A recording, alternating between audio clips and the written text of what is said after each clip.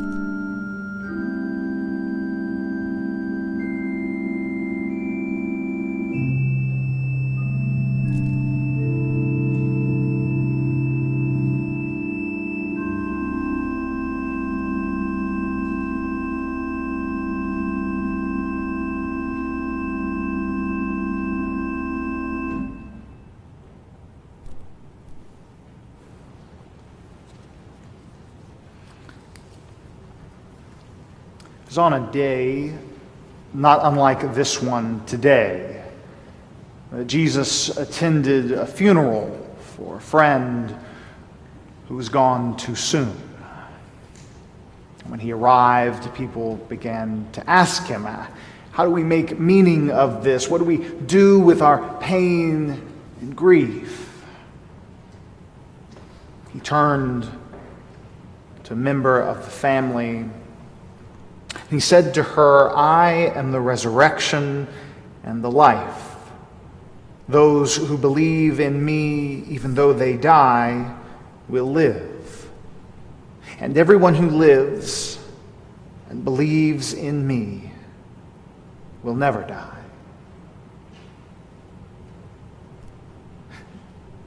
These were Jesus' words of comfort and hope, words that he said he was to embody, that he himself would be resurrection and life. He himself would be responsible for finding comfort and joy, for leading us through pain and grief. They are words of hope cast in the future of time, but they are also words of hope for today. And so they frame everything that we do in this hour, because we are here to remember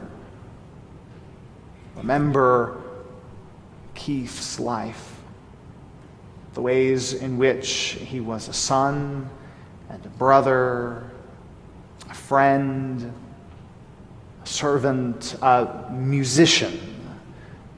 May have come into this sanctuary today half expecting a rock concert, the numbers of guitars we have, and that in and of itself would be a fitting tribute. We are fortunate today that the service that the Doziers have designed allows us to fill it with some of the music that filled Keith's life, the music that he used to fill the life of others. And so we gather here today in celebration of that song, in celebration of that life, in celebration of all that is good, not to stare into the coldness of the grave, but be reminded of God's love for us, of the power of that love that brings us to birth, that guides our lives, that welcomes us into eternity. And so we do hope that in this hour, as we share stories and as we remember, you also hear words of hope, that you might discover comfort for your own life. And we pray that the Spirit that raised Christ from the dead will bring comfort to you now, will embrace you in the fullness of God's love as Keith has already been embraced. Will you join with me in a moment of prayer?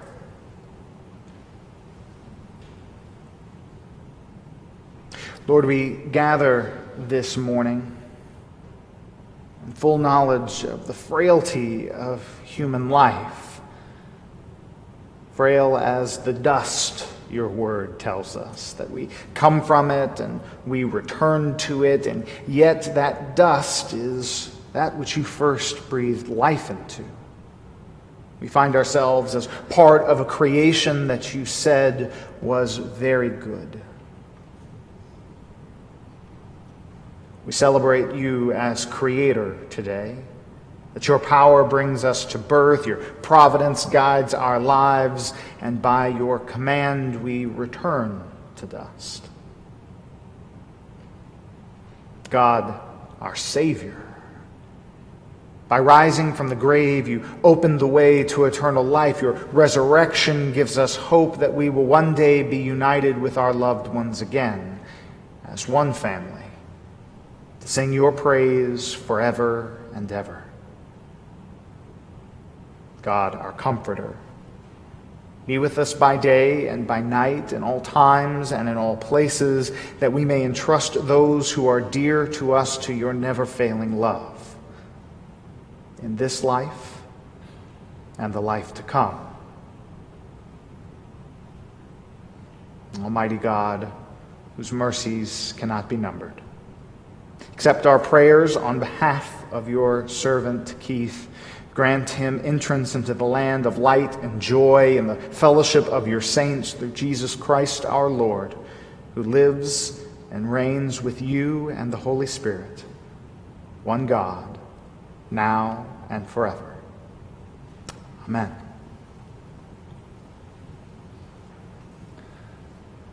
For centuries in our faith, we have turned time and time again to the book of Psalms to find comfort. The book of Psalms actually forms the hymnal and prayer book of our Bibles. It is the songs and prayers that people have turned to in times of joy and in times of sorrow, and in services of remembrance and celebration of life. One that we often turn to is Psalm 23. And today, I'd invite you to read it with me, that we might make this perhaps a prayer for ourselves, a prayer for those who we worship with, that this might be a communal prayer written for us. You can join with me from reading from your bulletin. Psalm of David. The Lord is my shepherd, I shall not want. He makes me lie down in green pastures. He leads me beside still waters. He restores my soul. He leads me in paths of righteousness for his name's sake. Even though I walk through the valley of the shadow of death, I fear no evil, for you are with me. Your rod and your staff, they comfort me. You prepare a table before me in the presence of my enemies. You anoint my head with oil. My cup overflows. Surely goodness and mercy shall follow me all the days of my life, and I shall dwell in the house of the Lord forever. Amen. Will you join us and stand as you're able as we sing our opening hymn, How Great Thou Art.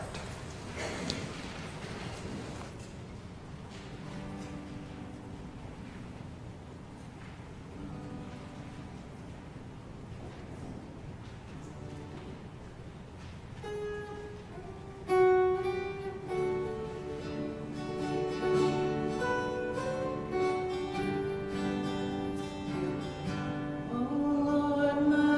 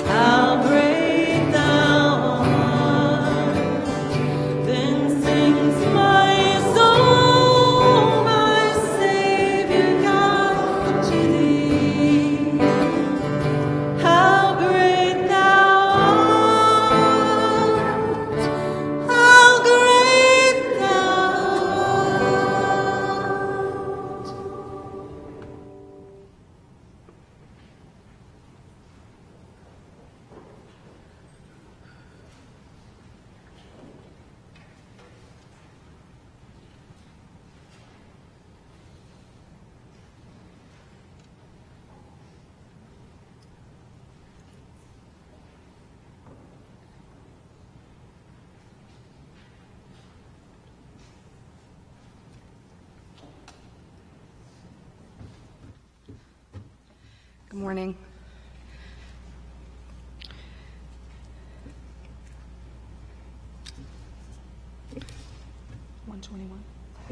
Pardon me. Psalm 121. I lift up my eyes to the hills.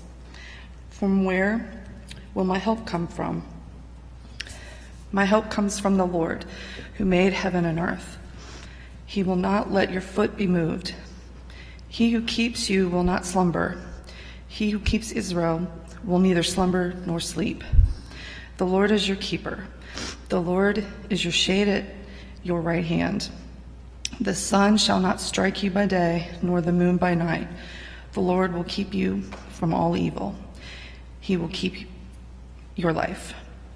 The Lord will keep you going out and your coming in from this time on and forevermore.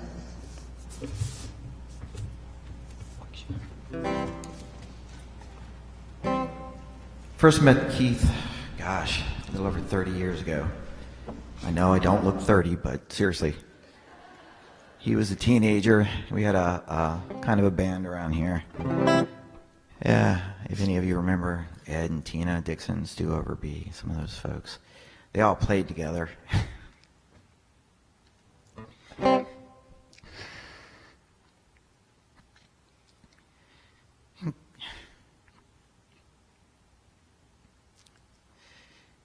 Keith was really a star, even then. His talent far exceeded his age. His favorite band was Motorhead, and we're not able to do any Motorhead here. So we decided we would do something a little bit closer to what he might like. And no, it's not AC/DC either, but it is a great song by a band called Pearl Jam. And thanks to Keith, we have now played Dixie Chicks in here. We've played Phil Collins in here, Martina McBride, and now Pearl Jam. So thanks, Keith.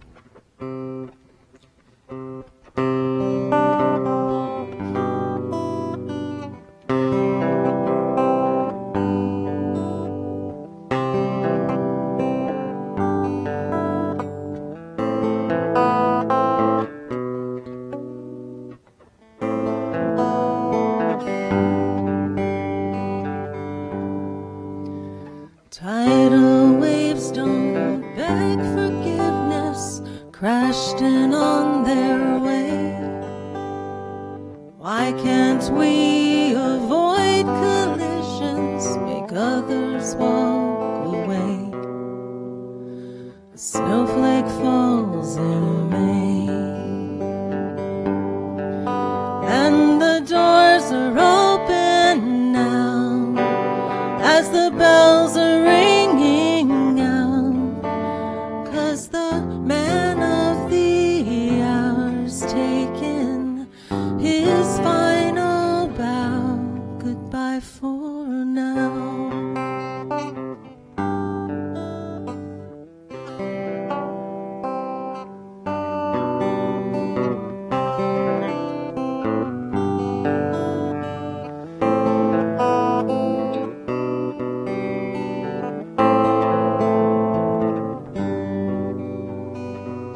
Nature has its own religion, gospel from the land.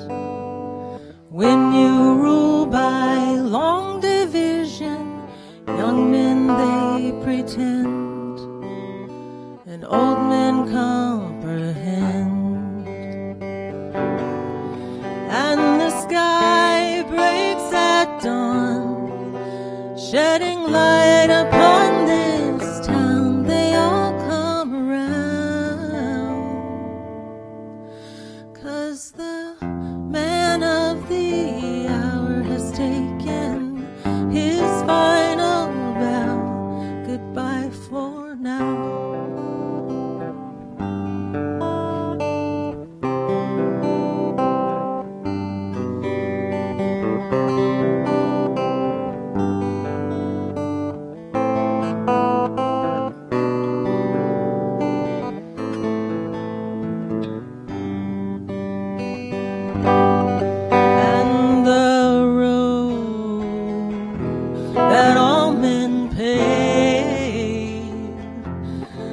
broken seams along the way, the rusted signs for all to see.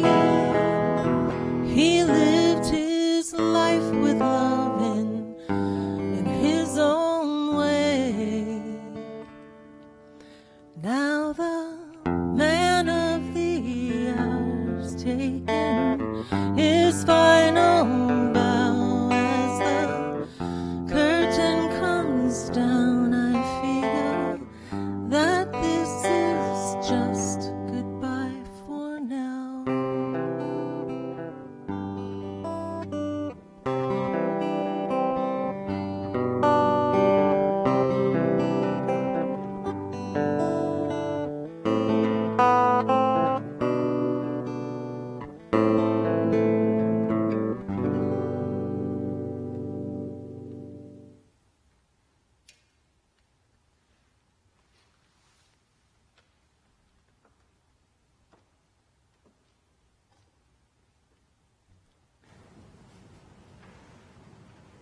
Beautiful reflection for those who don't know, played on one of Keith's guitars.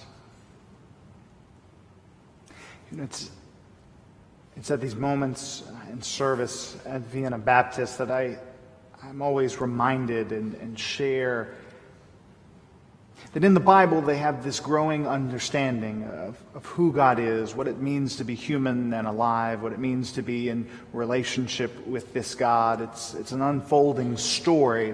They never arrive at a moment where they feel they figured it out. And so early in the Bible, as people are trying to understand what it means to be human, what it means to be invited to life eternal, this giant concept they can't wrap their hands around, the very first thing that people of faith began to say, what eternal life was and what it was like, was simply that you were remembered.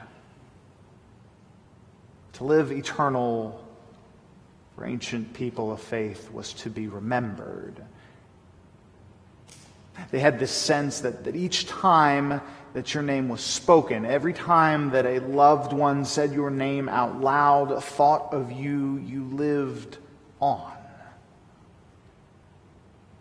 That's why the Bible is filled with so many genealogies early on. And not so much because they were intently concerned with family trees, but because by saying that person's name out loud, once again they lived on. Their spirit continued. They could carry memories and people in a very real way in their hearts. And so when we gather for these services of remembrance, of celebration of life, we take our own time to pause and to remember. And for us, we believe that this is not an interlude in the service. This, in and of itself, is a sacred act of worship. It's a way in which Keith continues to live in our hearts. And so, at this time, we're going to invite some family and friends to come forward to share their own memories, reflections, stories that they want to share in this holy moment. I'll invite them to come here to the pulpit, each in their own time. May we celebrate and remember as one community. Louis, I'll invite you to come forward.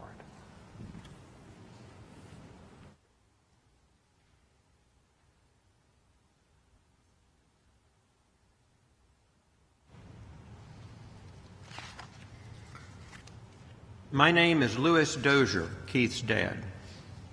Today I'd like to remember my time with Keith as his dad and the many gifts that Keith gave me.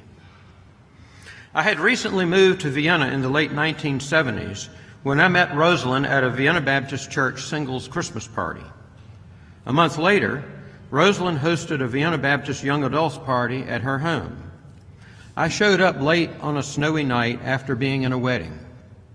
Robin and Keith were sleeping in the living room near the front door, and they directed me downstairs to the party. As they say, the rest is history. 10 months later, I married Rosalind, and the four of us became a family. The next summer, in 1981, we took a family trip to Disney World. Keith was just 9 years old, and he taught me the wonder of the Main Street Electrical Parade, an illuminated extravaganza of glowing floats each night. Keith played in Vienna youth sports leagues, baseball, football, and soccer, for a few years. His birthday fell such that he was one of the older kids in his age group. One day, when he was perhaps 12 years old, he informed us that he would no longer play football. His coach was asking him and his teammates to hit harder, but many of the other kids were smaller than he was, and he was afraid he would hurt them. Such was my introduction to Keith's remarkably gentle spirit. Around that same age, he began to develop an interest in music and in rock groups, including heavy metal. Now, I too had an interest in music, but let's just say my interests were more classical than Keith's. Thus, I'd like to think that I earned 5 stars for my crown in heaven when I took Keith to 5 rock concerts. For example, Billy Idol at the Merriweather Post Pavilion. I have to admit, though, that I did begin to develop some enjoyment of certain aspects of rock music. Keith gave me another gift of appreciation of an experience totally outside my world as a mathematician. Keith's primary musical instrument was the guitar in its various forms, as you see displayed here today. As Terry has explained, by about age 15, Keith was the bass guitar player in a band of Vienna Baptist Church members who played gigs at local restaurants on weekends. Later, Keith, Terry, Pam, and others were together in the Vienna Baptist Church praise band of the early 2000s. I came to appreciate what a gift Keith had for playing a guitar, and I even began to learn something about the different kinds of guitars, acoustic or electric, regular or bass. Keith had a remarkable sense of humor and could employ it with amazing timing. Once in the 1980s, we took Keith to Busch Gardens, an amusement park near Williamsburg, Virginia. He wanted me to ride the Loch Ness Monster roller coaster with him. I was apprehensive about roller coasters and did not like the idea of being turned upside down. He assured me that this roller coaster ride only included one time upside down, and it really wasn't all that bad. This was before the days of the internet. Had I done my research, I would have known that the Loch Ness Monster was the world's tallest and fastest roller coaster when it opened in 1978, as well as the first coaster with 2 interlocking loops. As the ride gained full speed, very quickly I closed my eyes in fear. When I was turned upside down for the second time, I yelled at Keith, "I thought you said only one upside down." He yelled back, "I lied."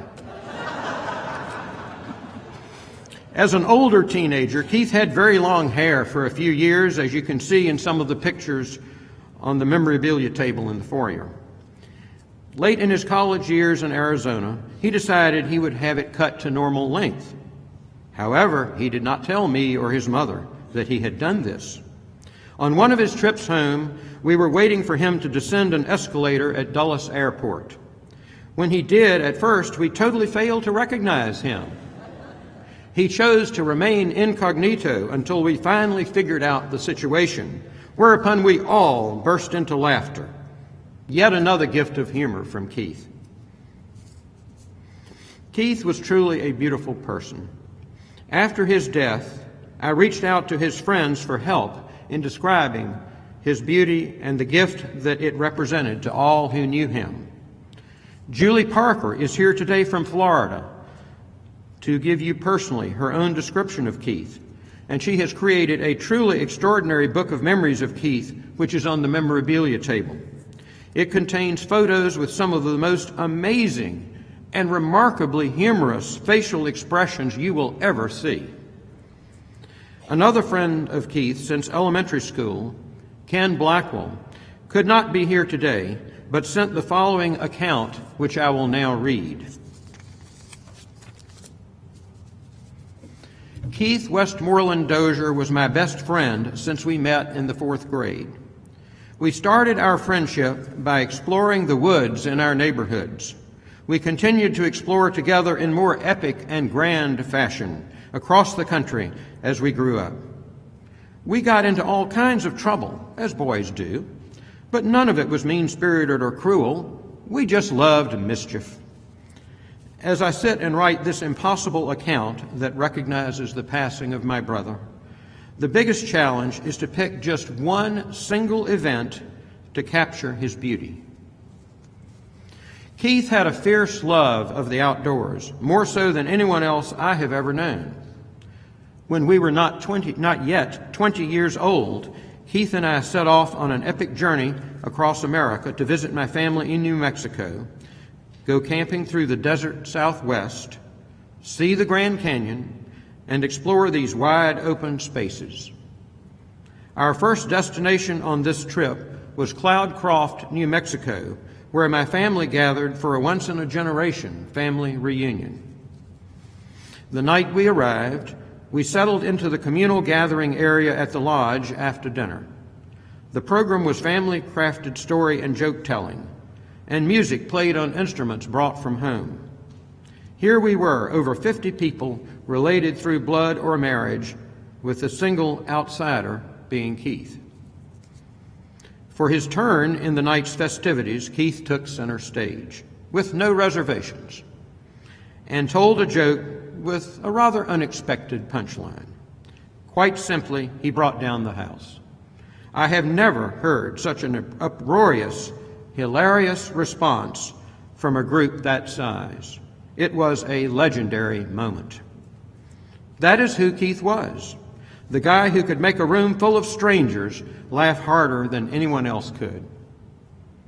He was the best musician in the group, the funniest guy in the room, the most original thinker in the brainstorming session. He was a vicious critic because he had such passion for life. He did not tolerate anything less than complete legitimacy because he could smell the fake a mile away. He was brutally honest in his opinions.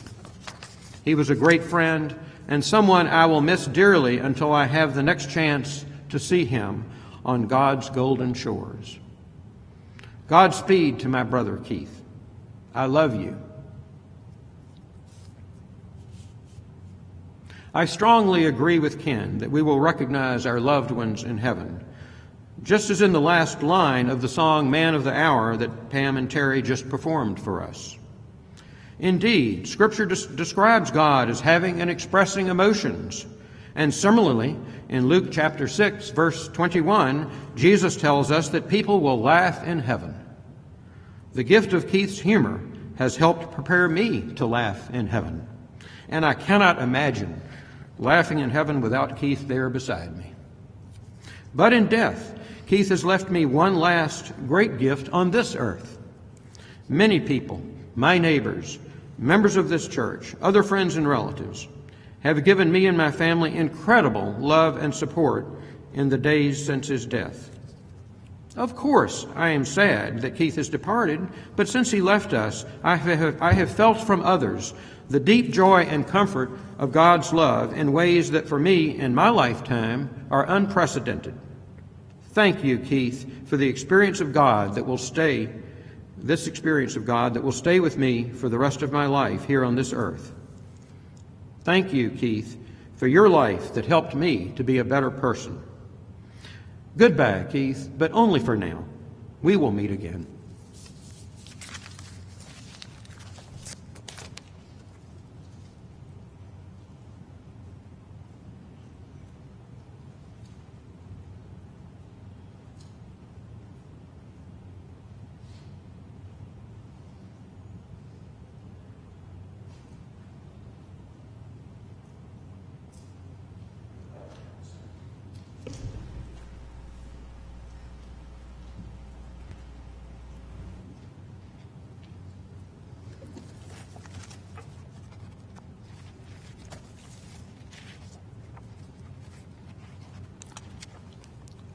Good morning. I'm Louis Skelton. I had the pleasure and honor of being Rosalind's brother and Keith's uncle.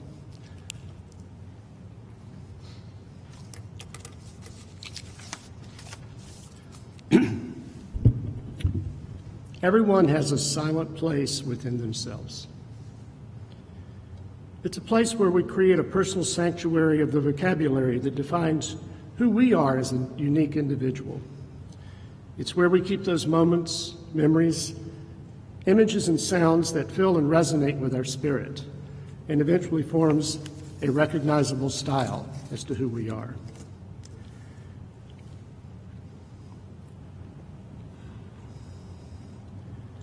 When we start our lives to build a house, it creates what that style is to the world outside. During our lives, we add to our house. We accommodate chosen directions. We build additions to our house to take on those new experiences or the new people that we've created the opportunity for. Sometimes we remodel our house. Maybe we add a new window to the house to give us a different perspective of that interior soul that we have. We open and close doors. It allows people to come into our lives or to keep those out who seek to create problems and damages to us. Sometimes we paint our house occasionally to try different ways of looking at our styles, what can be perceived by the outside world, but we always have that inner self in our sanctuary of our vocabulary. As we grow, we may grow long hair, for example. We may travel, take time to read, take time to study. We go to movies, we hear music. All of these images, sounds, and portions of the world become part of who we are that we choose to keep, and those we set aside when they don't apply. We learn to protect our house from those who seek to damage it. The one thing that is constant is the foundation on which we build these images in character and style.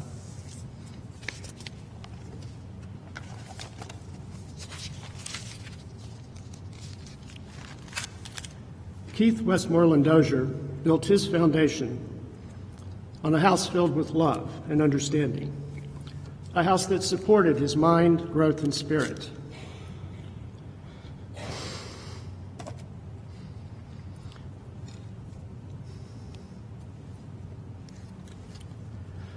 I know from where he comes because I built my house on the same foundation.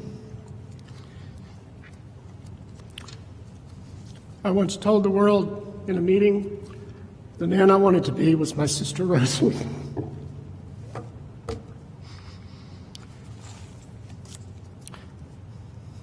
Keith's love and appreciation of family were constant in his one-liners. He always had a sly smile when he knew his humor had hit its mark. He was curious about his world and all the minds, philosophies, current events, commentary. His life was Saturday Night Live every day. Keith's love of sports was pure in his constant hope for his beloved Redskins and the always wait till next year Nationals World Championship Series.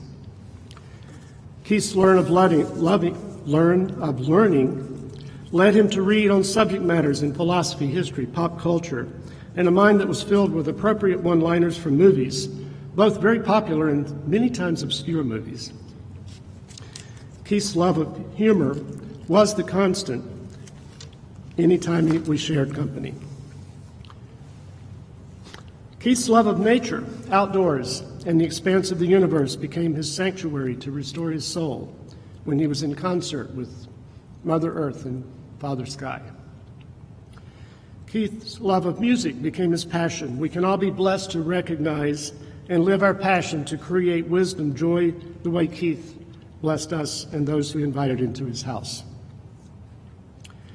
Rest well, my nephew, my friend, my spiritual brother, my true soulmate. You will live in my house in every one-liner that I deliver with a sly smile. St. Peter just announced to all the angels, give it up for Keith Westmoreland Dozier is in the house.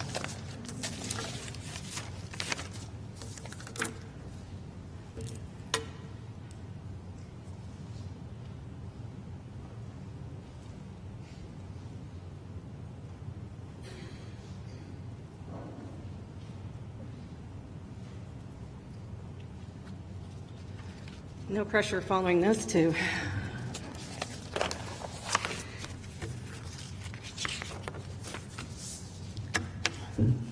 My name is Julie Parker.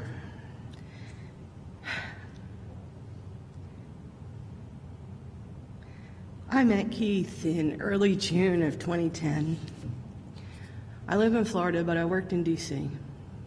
I'd been on a cruise with my niece for her college graduation, and I came back, and I came out to Vienna to check on a friend who had not been doing well and wouldn't answer his phone. As I was getting ready to leave, he said, "Oh, you must come over here and meet this guy. You must come meet this guy. He's moving to New Smyrna, and you live just north of Daytona, and you have so much in common because you both ride motorcycles." And that was, in fact, the extent of what we had in common. But the experience changed my life, and here's why. We came in to the restaurant, and we were going to sit at the corner, and there was somebody sitting there, and he was kindly got up and moved down a couple seats so the three of us could sit on the corner and chat. And as the conversation went on, and it turned to sports, Keith occasionally jumped into the conversation with us. And that's when I found out we were both die-hard Redskins fans. Don't care if they win or lose, I love them. As we sat there and talked, the evening passed by, and I looked around, and it seemed like maybe a few minutes, and there was nobody in the original conversation left in the building. They'd all gone on with their evening, gone home. But I swore we were only talking for a few minutes, and then I realized it was actually several hours. And that was the day my life changed. That was the day I met Keith Westmoreland Dozier.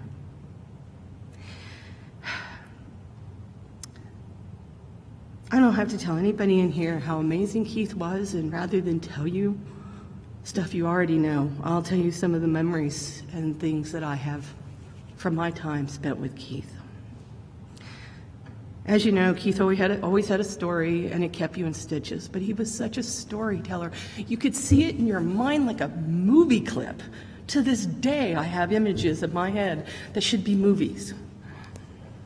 One of his favorites that he used to tell me was the night he and a buddy, I think they were in college, decided that they could fly a small plane all by themselves without a pilot. And then they went to an airport, and then they hijacked a little plane that was parked somewhere. Fortunately, mission was aborted before it left the ground. But I will never forget that movie clip and the way he told it, and jumping over the fence like paratroopers trying to get back to the car. And I'll never forget that. His mind worked so fast, and he was so funny. Keith and I shared a lot of stories of our childhood and our lives growing up to the point that we met. His friends and his loved ones told me so much about them. I feel like I know all of you. I feel like I've known you guys for years because he always talked about how much he loved the praise band. And I think that was some of his happiest years.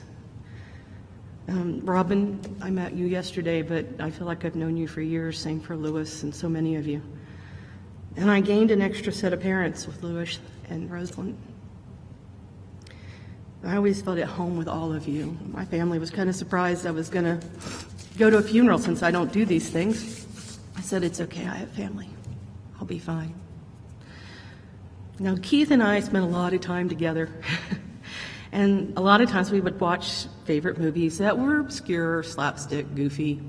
Our favorite and the one we quoted the most, and I think we've quoted every line from it, is called Better Off Dead with John Cusack. And in spite of the title, it's hilarious.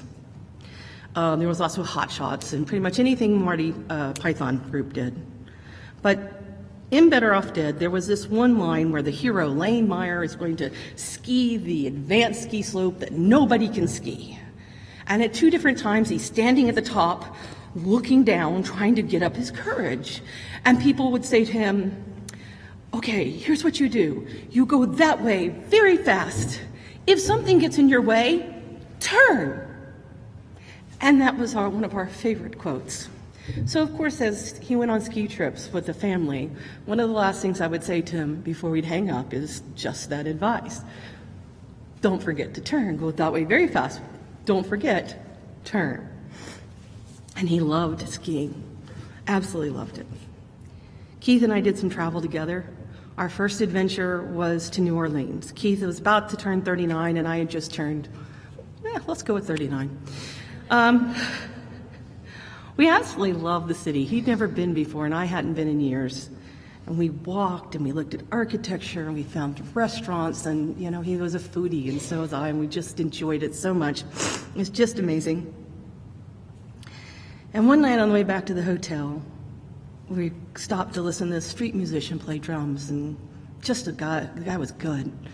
And he had made friends with Keith, standing there talking for a break, and the guy invited Keith to play the drums. And I knew he played guitar.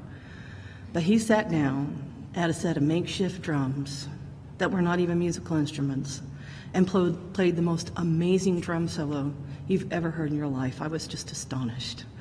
And later I thought, why are you astonished? You knew he was a great musician. We had to our trip got extended because of flight troubles, and we were having just a fabulous time the last night when Keith suddenly proposed. We were having so much fun. I laughed and I said yes, because I knew that Keith did not want to get married. But I thought, well, if he's serious, I know I'll love my in-laws. But I said yes. So the next day, I asked him, should we call your parents now or before we fly back? And he looked at me sheepishly, and his eyes got kind of big. And I eventually let him off the hook. Eventually. But we had quite a good time with it. Here's a message that Keith sent me. I've been going back through text messages and things, and Keith would just send me songs. We live through music, both of us. But here's a message Keith sent me a couple years ago in December. Happy thought of the day. Do you remember cruising in my Sadie's over the Key Bridge while Fish, bouncing around the room, was playing, and we were singing in round with the tune? It was nighttime, and the lights along the Potomac were ablaze. We'd beaten the light at Route 50 turn-in. And for the moment, we were the only car heading into Georgetown. I do remember, it felt like we were the only people on earth. He continues, and we were singing. Pandora just played that tune and put me in a happy place I thought I'd share with you on this rainy day. And being Keith, he finished it like this. This has been Happy Thoughts and Happy Memories, painting with Keith Bob Ross Dozier. I also had some notes like, hey, it's 17 degrees Fahrenheit here in Northern Virginia. Sure you don't want to cut your cruise short and come help me rake frozen leaves? We have soup. Keith is one of the kindest, gentlest souls I have ever met in my life, and certainly one of my favorite people. He is one of the biggest loves of my life. He used to say we were kindred spirits, and we were. Keith had this place in him that even when he was surrounded by love, there was a hole, a little hollow, and he filled it with his friends and his family. But kindred spirits find each other, and I believe to this day that's why we met. Like all of you, I read the scriptures, and my hope is slightly different in that I know Adam and Eve sinned, and we all got this sin, and so we die. But the Bible does tell us that the wages of sin are death. That means Keith is now perfect. He's paid his wages. Anything he ever had to deal with is healed. He's perfect, and he's not in pain. And he is with God. Now, I have an earthly hope, not a heavenly one. So I hope to see him right back here on earth. And whether you have an earthly hope or a heavenly hope, you know that Keith is out of pain, and he's healthy, and he's happy. And that warms my heart.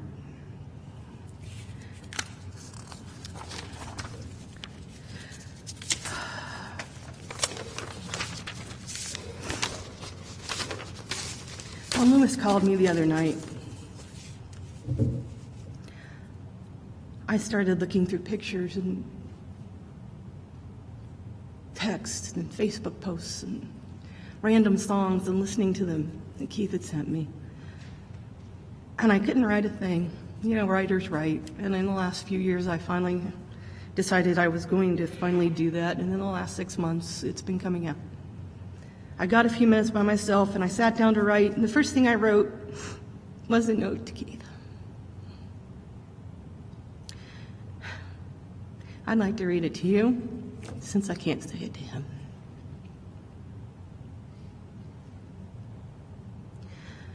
I wish I could tell you just one more time how much I love you. How much I loved all of our adventures and times together. How many hours did we while away together, watching movies, laughing, constantly using movie quotes. Sorry your mom blew up Ricky. Our trips and adventures, hiking in Pennsylvania and laughing in New Orleans and celebrating in Seattle and exploring in Florida. We went to concerts like Fish and Gogol Bordello, which was a thing. We walked in all sorts of weather in Georgetown, just too many times to count, along the mall in the evenings, quite often. We had dinner at the Thunderburger as our favorite. The Indian restaurant Aromas was a favorite. Old Europe was also a favorite up near the National Cathedral, and of course Sweetwater's here.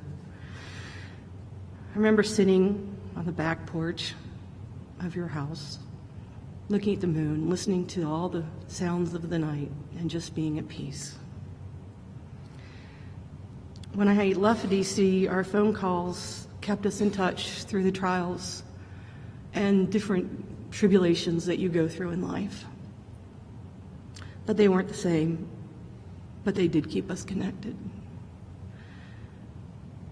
You're a beautiful soul, and I long to hold hands and hug you just one more time. My life wasn't the same after I met you, and it won't be the same with you gone. I wish I could just tell you one more time how much I love you.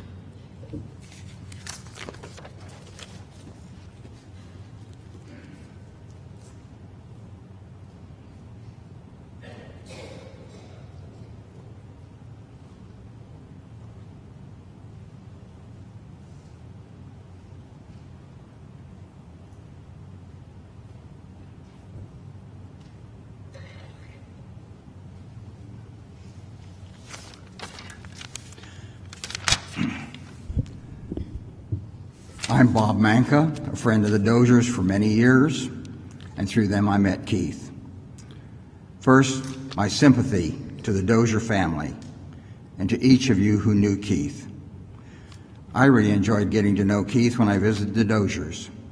He was intelligent and informed and always interesting and easy to talk to. This has been something of a wake-up call, a reminder to me of how precious each person is, and each conversation a privilege. On a lighter note, occasionally the Doziers and I lend each other a hand, sometimes with transportation. However, when Louis and Rosalind recently left on a trip at 5 a.m. and returned again at 5 a.m., it was Keith who stepped up and took care of everything. Thank you, Keith. As many of you know, Vienna Baptist, with an effort led by Judy Campbell, along with other churches, has a support program with Cunningham Park Elementary School.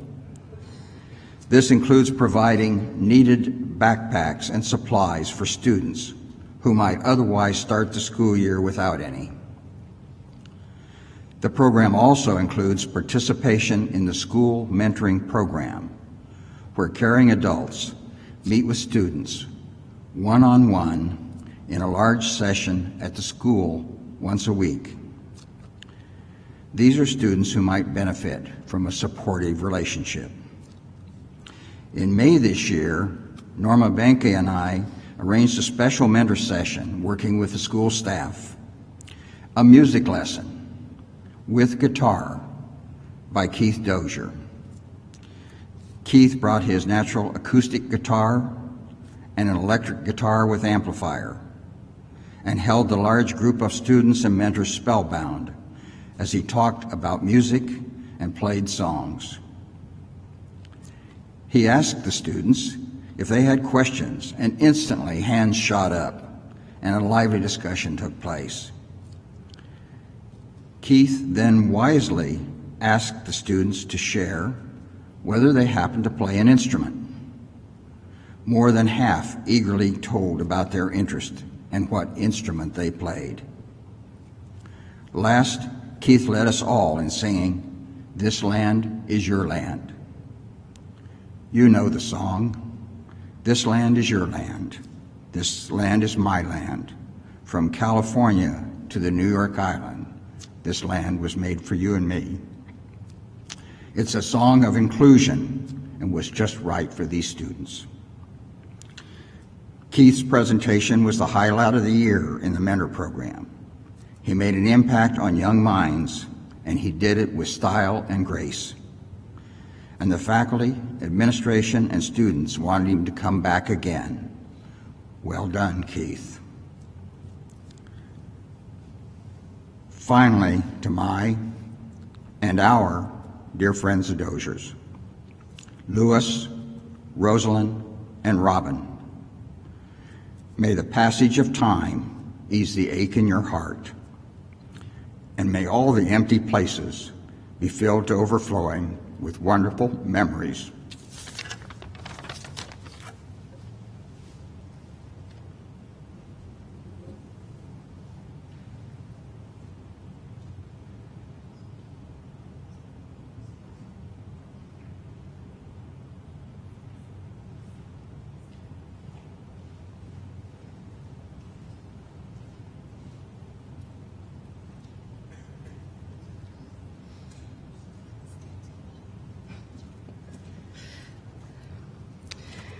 Good morning, everyone. Thank you so much for coming. I am Robin Dozier. I think most of you know me. I'm Keith's sister. And sitting down to, actually, my father, Louis, asked me several times, have you prepared your remarks? And I'm like, I got it, Dad. No worries. This is good. So in true fashion, last night at 11 o'clock, he said, have you prepared, or can I type something for you, or are you just going to wing it? I'm like, yeah, a little of both, Dad. It's okay. So there's a little winging it here this morning. I chose to come last because I knew that there would be stories told, and I didn't need to repeat, just maybe echo sentiments that had already been said. But I did want to give anyone an opportunity, if they wanted briefly, to stand and say something if they felt, or come up. Or we can talk later in the reception area. Is there anybody that this is completely fine with my family if there's somebody that wants to speak briefly. Any takers? Otherwise I'll go on. Okay, well, just wanted to make the offer because my brother, as Mr. Manka said, was an includer. So I had a hard time trying to summarize my brother. So I just kind of went with what I initially had posted out on Facebook as the highlights of the words that I came up with for the highlights of my brother. I'm a bullet point kind of girl. And there were just 5, and I'll briefly explain them to you. My brother was smart, fun-loving, funny, musically talented, and highly intuitive. Smart, I think we've already heard his love of educating himself and learning new things. He was always reading when we were in high school. I was more looking forward to the Cosmopolitan magazine that was coming in the mail, but he read a lot about lots of different aspects of life and learning about new perspectives in life. He was a fun-loving kind of guy. I had a hard time trying to enumerate or explain that, but I thought, most young guys or young adults, males, they have a dog or maybe a cat. My brother wanted a ferret. And a lot of people knew about the ferret growing up. I think that ferret lived, in fact, I think a veterinarian told me towards the end of its life that it was the longest living ferret he'd ever seen because my brother loved it and, had fun and just wanted to be special and different. Musically talented, we've already heard so much about his talent. He was amazing from an early age. I'll share, he laughed at me because I was actually probably a little more involved here at Vienna Baptist in the choir and the theater, and I was in the handbell choir, and I was kind of excited because initially I was given the little bells. You got to ring the little bells when they finally kind of said, Robin, we're going to give you one big bell, just one. And we're going to highlight in blue highlighter on the music when you ring the one big bell. That was that was the extent of my musical talent. But even early on, people understood his talent. Our natural father, Donald Frank Stewart, who passed away a few years ago, recognized this at an early age. He actually made the guitar that is here to the right for my brother in his early years. The axe style was perfect. Was modeling it after his love of heavy metal music. So that was very special to him. I skipped funny. We can't talk enough about Keith's funny quotes, his wit. As a brother-sister, we kind of had our own little special language, especially when it came time to make fun of my parents. There's a lot of inside jokes there that you won't get, but trust me, he was a hilarious individual. And lastly, highly intuitive. I'm so glad Mr. Manka shared the story of him at the elementary school, because I didn't know exactly all the details of how it went down, but it was the last conversation that I had with my brother. He called to tell me all about it and how he thought he just was going to go in and play a song and kids might just say, well, that was cool. He said, Robin, they all raised their hands. And he said, and even when I was leaving, he said, they kept coming up to me and asking, how does that amplifier work? And he said, we just laughed and laughed, and he told me stories about it. And he goes, it was the best Thursday I've ever had. And he goes, I got to get out more, don't I? I'm like, yeah, you really do. But to connect to a child's mind, so off the cuff, and as Mr. Manka said, so classy, and so just did it so well. It just speaks to his mind. He was intuitive to all things, people, nature, God, and family. And that's about all that I have, except that's the part I did write down, Dad, so I wouldn't forget it. Let's see. Yeah, I'm not really looking forward to spending the next few years without my brother. Especially, no offense, he left me alone with Louis and Rosalind.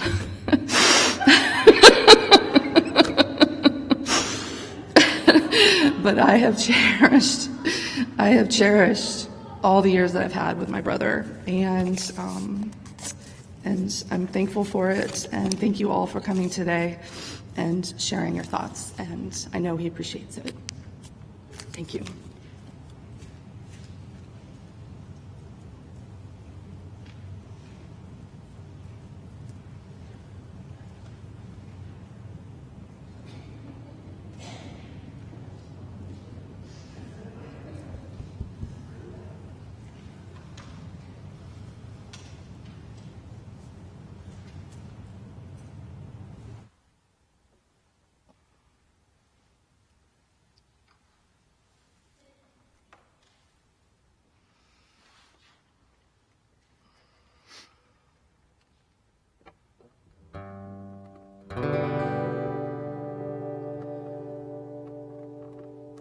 Precious Lord, take my hand, lead me on and let me stand.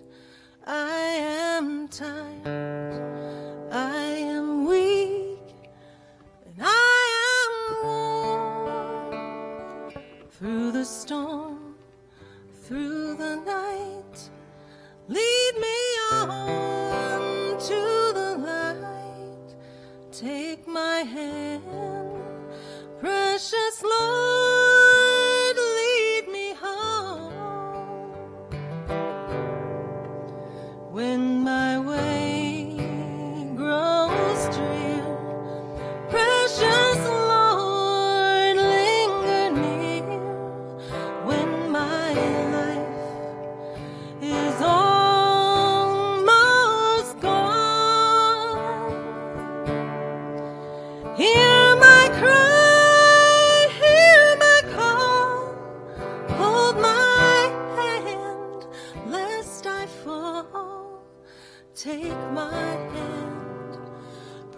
Precious Lord, lead me home.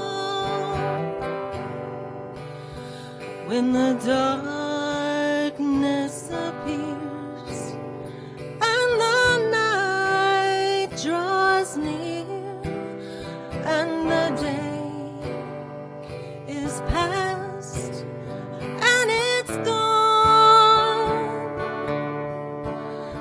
at the river I stand, guide my feet and hold my hand.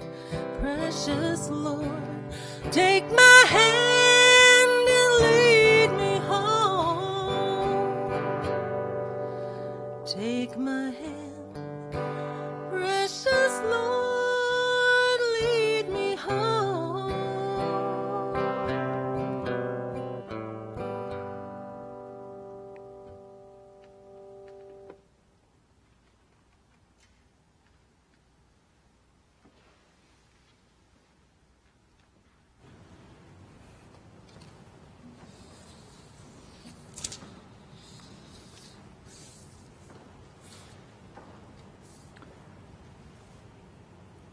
Mentioned earlier how much I appreciate the honesty of the Bible.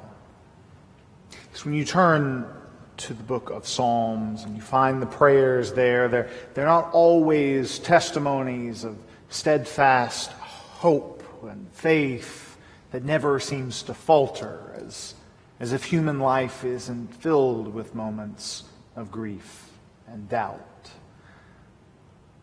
Instead, the psalmist speaks honestly exactly how they feel. Both Psalm 23 and Psalm 121 that we read earlier, they're coming from the perspective of people experiencing a time of trouble and trying to hold on, trying to find some sense of hope in that. It's sometimes hard to tell whether David is writing Psalm 23 saying confidently that he believes God is his shepherd, or he's saying it out loud, hoping that by speaking those words he can live into that hope. Maybe it's a bit of both. I think words of comfort and hope, they often work that way. They're words we're trying to live into, and medicine for the soul we try and take right now. So as he's trying to find comfort and hope, David returns to the familiar image of the shepherd. This, in ancient Israel, this was one of the favored images of God. This is the ways in which God was spoken of, the way in which David later in his life would be spoken of. For great leaders, the Bible says, are like shepherds. Shepherds who care for the flock, making sure they have enough to eat and water to drink, making sure to lead them away from danger. A good shepherd pays attention to the flock. Doesn't run them too hard or too far.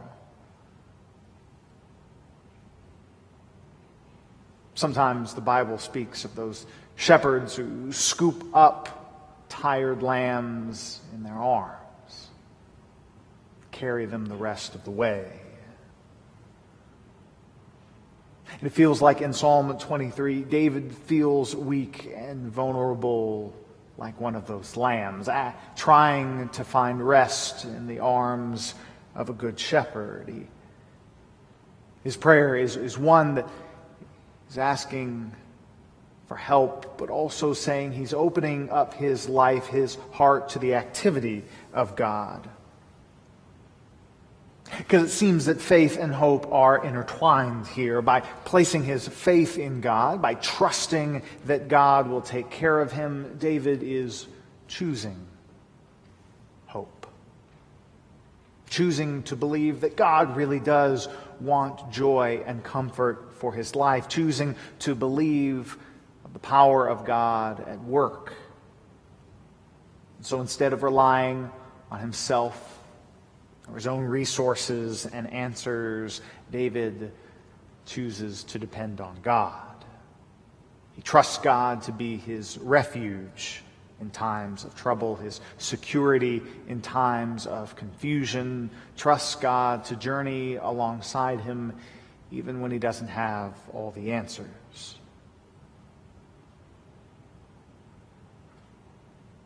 David's psalm is about those moments in our lives when we come to the recognition of our own frailty. We have moments of questions that don't seem like they have answers, when we're filled with more doubt than faith, more sorrow than joy, and we wonder, can God be here too? The answer of David is that even though he walks through a valley in the shadow of death, even in the midst of that darkness, he knows God will be here. As Psalm 121 said, the Lord will keep you. And you're going out and you're coming in from this time and forevermore. David's prayer and words of hope are words for us. That in our sorrow, in our grief, in our mourning, we are not left alone. We will be given rest when we're tired, strength when we are weak, comfort when we are filled with sorrow. The promise is that God's love is strong enough to conquer the grave. If it holds that power, then we know that just as Keith was cared for by God in life, that love extends beyond eternity. It makes his life full and meaningful, that his life does not end, it only changes. We gather here today knowing that Keith has been fully embraced by the Good Shepherd who always cares for the flock. And the gentleness and tenderheartedness that David speaks of the Good Shepherd is a fitting image for someone like Keith, as we've heard through all these memories. Lewis, in my growing up, I could scarcely imagine a 12-year-old denying competitive advantage on the football field for seeing himself as too strong. Right?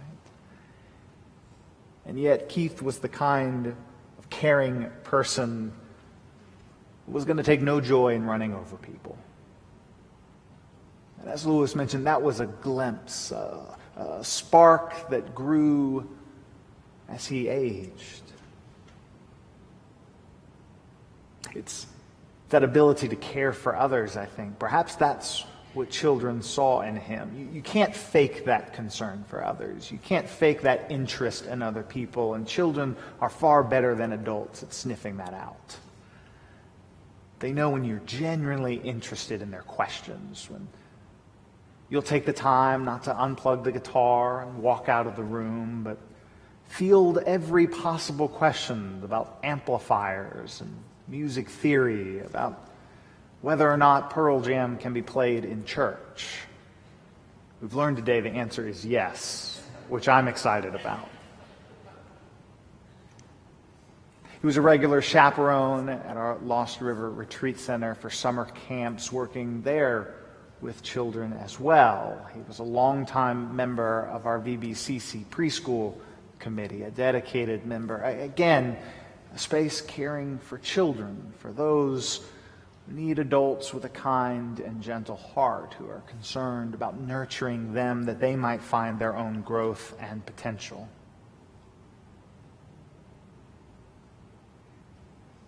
Maybe that's birthplace of humor, too. Charles Dickens once wrote that there is nothing in the world so irresistibly contagious as laughter and good humor. Certainly you've heard today how contagious Keith's personality was, how his humor and laughter could fill a room even of strangers, how even In a time of grief, we struggle not to laugh at some of the things he said and did because his laughter so filled lives with light. It's one of the reasons why his passing is so deeply tragic. And so it's okay to be here today and in the midst of laughter to find yourself crying, to celebrate a life and then wonder why. Why does it have to be this way?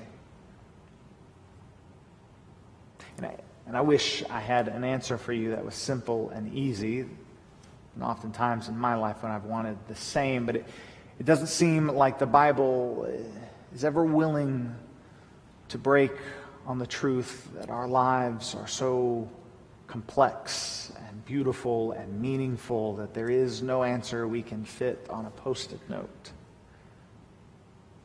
But for David, recognizing this never leads him to despair. Instead, he recognizes his beginning and his ending.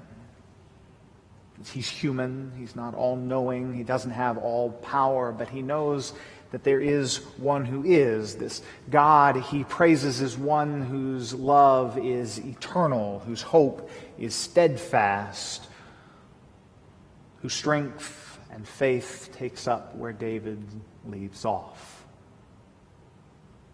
And so in his questioning and in his mourning, he rests in the arms of that good shepherd that Jesus refers to himself as in John chapter 10. And certainly Jesus had Psalm 23 in mind when he said that. The story of the Gospels is the ways in which Jesus promises to make the hope found in all of Scripture real. To make God's words of love his words of love and to make them a reality in our lives. If we were to put the words of grace and hope as simply as possible, it would take both the poet and theologian. And so I've often found myself turning to one such as that. Theologian Frederick Buechner puts it this way: that grace of God means something like this. Here is the world. Beautiful and terrible things will happen. Do not be afraid. I am with you. Nothing can ever separate us. I love you. In our lives, beautiful and terrible things will happen. We may find ourselves walking through a valley in the shadow of death, but we must not be afraid, the psalmist tells us, not because we are fearless or special or more courageous, but simply because God is with us and God loves us. We know today that Christ is not done, that death is not the end, that for Keith we have hope that the one who rose from the dead has raised him to new life. And that's a promise for each of you. Christ is not done in your life. New comfort, and new hope still await. But the Good Shepherd promises not to rush us, to run us too hard or too fast towards hope, but to sit with us as we tell and retell our favorite stories, to laugh with us at old photographs of funny faces, smile at handmade guitars, that one day we'll learn of hope again. One day our strength will be renewed and our comfort too. For now it is just enough to sit in God's love, to know that we are loved, and to know that that love always wins. May you rest in that love today. Amen.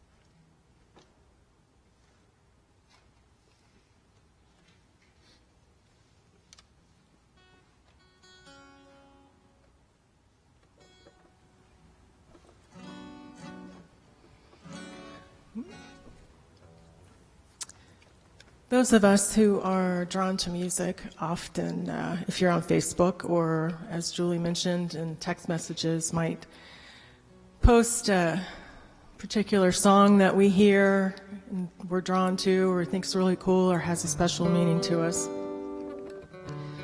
And often Keith's response to a song that I might post would be Motorhead in all caps with exclamation marks. But on August 26th, I saw a song that Keith posted, and I was particularly intrigued by it because it wasn't Motorhead. It was a little different.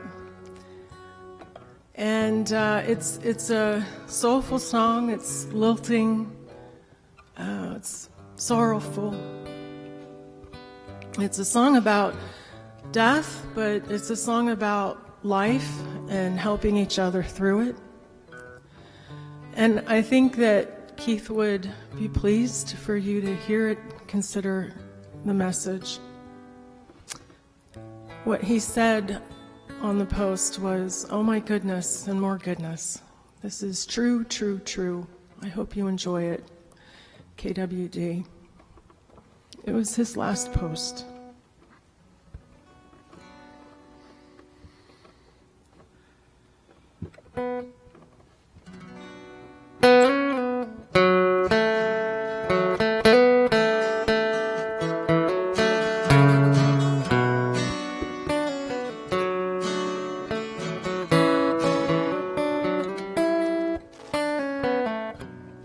Just like an old friend, kinder than expected. That Cadillac came, gave our guy a ride. The loss has no end, it binds to our connection. We don't speak of it, don't even try.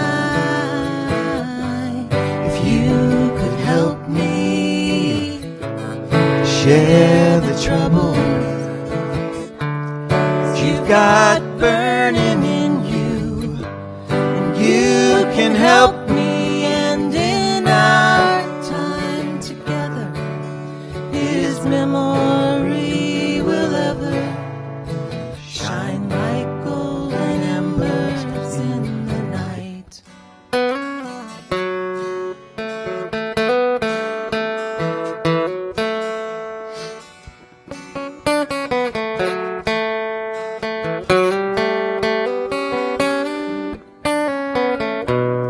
I miss the old hymns, the ones he used to sing. The sparrows spread their mortal wings.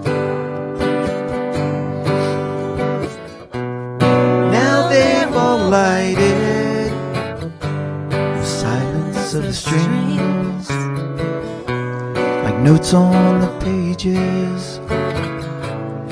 He breathed life to all things. If you could help me share the troubles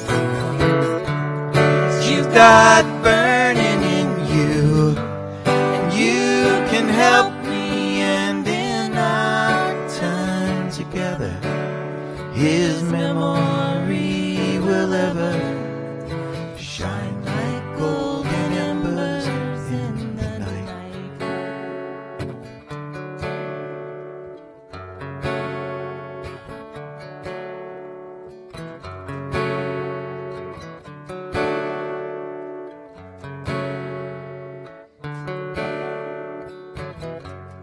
Just like an old friend, reach out to me, bathe me in the light of understanding. You could help me to share the trouble you've got burning in you, and you can help me. And in our time together, His memory will ever shine like golden embers in the night.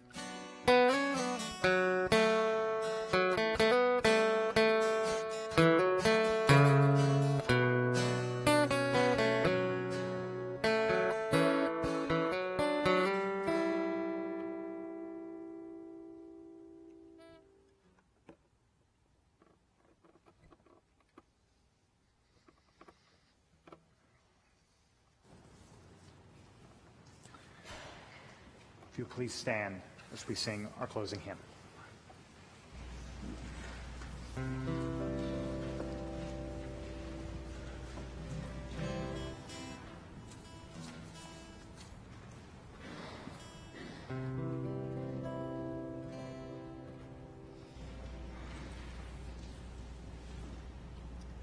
Please join in with us. It's number 546, Amazing Grace.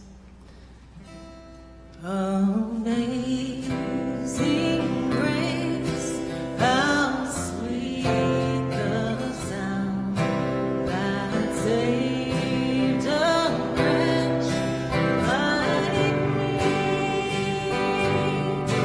I once was lost, but now I am found. I was blind, but now I see. 'Twas grace that taught my heart to fear, and grace my fears relieved. How precious did that grace appear the hour I first believed. Through many dangers, toils, and snares, I have already come. 'Tis grace that brought me safe thus far, and grace shall lead me home. When we've been there 10,000 years, bright shining as the sun, we've numberless days to sing God's praise. And when we first begun, amazing grace, how sweet the sound that saved a wretch like me. I once was lost, oh, but now I'm found. I was blind, but now I see.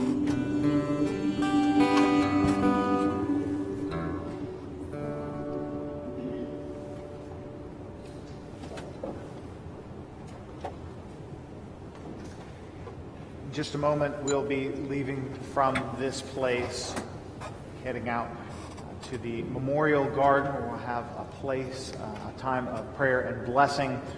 The ashes will be interred later. You are invited to join with us out there.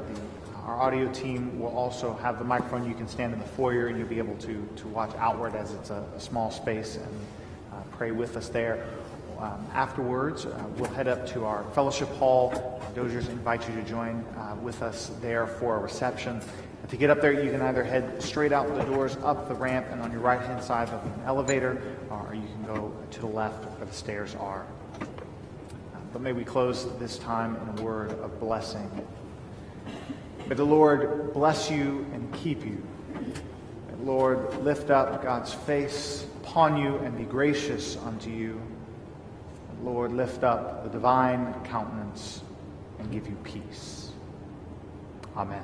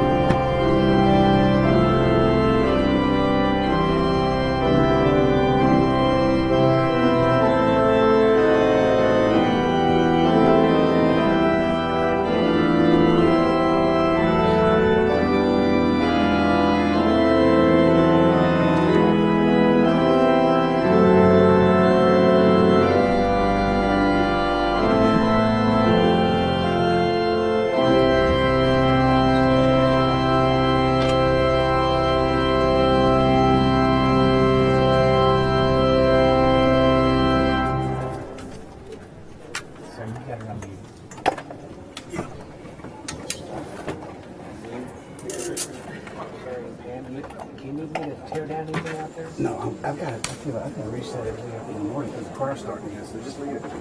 Just turn it off.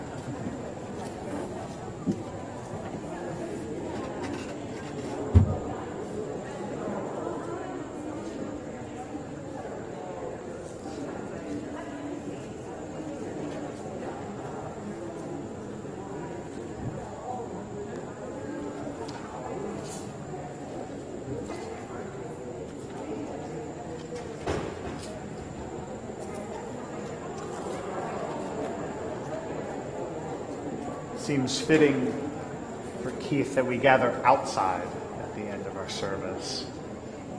The cathedral of creation, as it were. So oftentimes we think of places such as these as a final resting place, but by faith we refer to them more as an in-between place. We know that Keith, embraced by the fullness of God's love, I read for you now from Job chapter 19. For I know that my Redeemer lives, and that at last he will stand upon the earth. After my skin has been thus destroyed, then in my flesh I shall see God, whom I shall see on my side, and my eyes shall behold and not another. My heart faints within me. For I know my Redeemer lives. Forevermore, may you be able to come to this place out in creation. May you remember Keith, the love that you shared. May his memory continue to live on in your hearts. Discover hope in the God who stands now at his side and beckons us forward. You join with me in prayer. God, we gather here. We have lifted up our memories unto you. We entrust them to you as we entrust Keith into your merciful love. May he celebrate now in joy with you. May he sing and play music, lift up joy as he created it in life. We give you this time as a testament to his life and love. We lift up our hope to you, knowing that you love us, that you can do immeasurably more than we can ask or imagine, that you are always at work for our good. We will commit his ashes to the earth, ashes to ashes, dust to dust. But most importantly, we commit him to your never-failing love. Be with us by day and by night, and strengthen us that we might grow in your mercy and love forever. Bind our hearts together that we might not take this journey alone, but be surrounded by a community who embodies your love and grace. We pray this in the mighty and merciful name of Jesus. God's people said, amen. Continue to remain here in this garden, remembrance, reflection, and prayer. Afterwards, we invite you to join us upstairs for our reception. God bless you.